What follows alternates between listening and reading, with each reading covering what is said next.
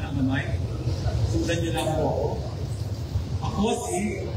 Ako si Tobias Reina del Tiangco na inihalal sa katungkulan bilang kinatawan ng nag-iisang distrito ng lungsod ng Navotas ay taimtim na nanunumpa natutuparin ko ng buong husay at katapatan sa abot ng aking kakayahan ang mga tungkulin ng aking kasalukuyang katungkulan at mga iba pang pagkaraan nito'y gagampanan ko sa ilalim ng Republika ng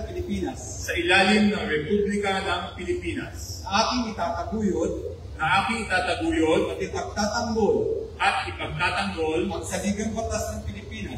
ang saligang batas ng Pilipinas na tunay na mananalig at tatalima ako rito na susundin ko ang mga batas mga kautosang legal at mga dekretong pinahihiral ng mga sadyang may kapangyarihan ng Republika ng Pilipinas. At kusa kong babalikatin ang mga pananagutang ito nang walang anumang pasubali o hangaring umiwas. Kasihan nawa ako ng Diyos. Congratulations po, Congressman Toby Tiangco.